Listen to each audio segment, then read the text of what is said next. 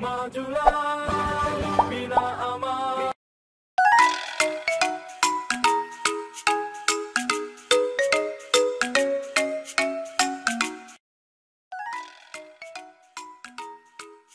Assalamualaikum warahmatullahi wabarakatuh. Anak-anak yang solih dan solihah, jumpa lagi bersama Bu Ika di pelajaran tematik Muatan Bahasa Indonesia tema 6. Kali ini kita akan belajar tentang teks eksplanasi. Sebelum kita belajar, mari kita berdoa bersama. Berdoa selesai. Di pertemuan yang telah lalu, kita telah mempelajari tentang teks non-fiksi, yaitu teks berdasarkan kenyataan. Sedangkan teks eksplanasi termasuk bagian dari teks non-fiksi.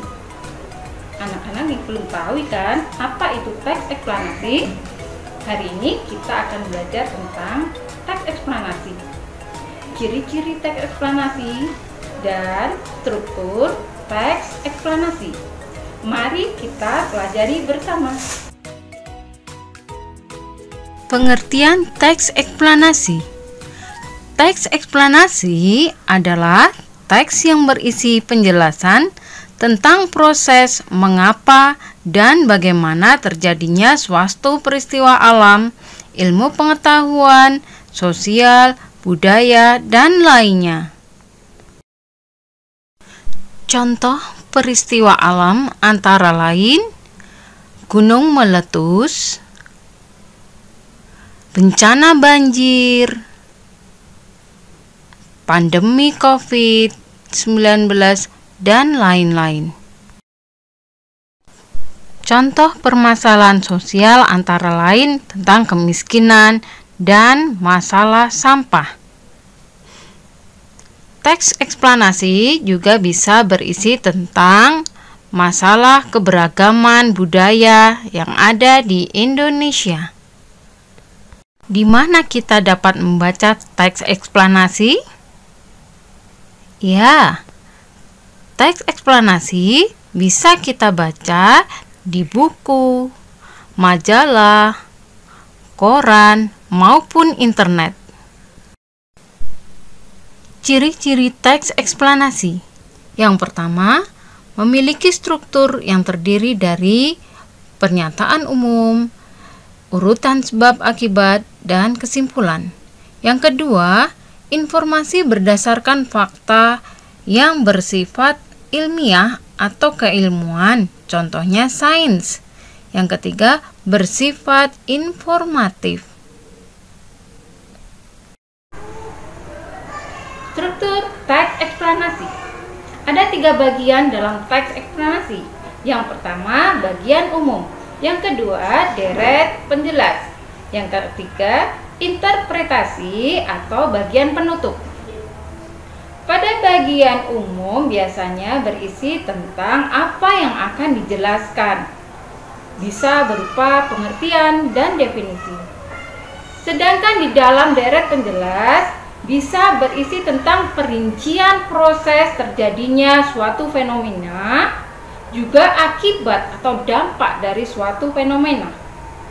Sedangkan di dalam penutup atau interpretasi bisa berisi tentang komentar, penilaian, maupun kesimpulan dari fenomena yang telah dijelaskan. Sampai sini paham anak-anak? Agar lebih paham, perhatikan contoh teks eksplanasi berikut. Pada alinea pertama, benda yang dapat menghasilkan energi panas disebut sumber energi panas. Sumber energi panas dapat kita jumpai di alam. Salah satunya adalah matahari. Matahari merupakan sumber energi panas terbesar. Ini merupakan pernyataan umum. Paragraf 2. Energi panas matahari dapat menerangi bumi, sehingga udara di bumi menjadi hangat. Dalam kehidupan sehari-hari, energi panas matahari dimanfaatkan dalam berbagai kegiatan manusia seperti mengeringkan padi setelah dipanen, mengeringkan garam, mengeringkan ikan asin, bahkan untuk mengeringkan pakaian yang basah. Alinea ini merupakan deret penjelas. Paragraf 3. Matahari menghasilkan energi panas yang sangat bermanfaat bagi kehidupan manusia. Berkat energi panas, beberapa kebutuhan manusia dapat terpenuhi. Paragraf terakhir ini merupakan kesimpulan dari teks eksplanasi di atas. Alhamdulillah, anak-anak sudah mengetahui apa itu teks eksplanasi, ciri-ciri teks eksplanasi, dan struktur teks eksplanasi. Selanjutnya, anak-anak bisa mengerjakan tugas yang Bu Ika berikan sebagai latihan agar kalian lebih paham tentang teks eksplanasi. Selamat belajar anak-anak. Sebelum kita mengakhiri pelajaran kita, mari kita tutup dengan doa bersama. Berdoa selesai. Assalamualaikum warahmatullahi wabarakatuh.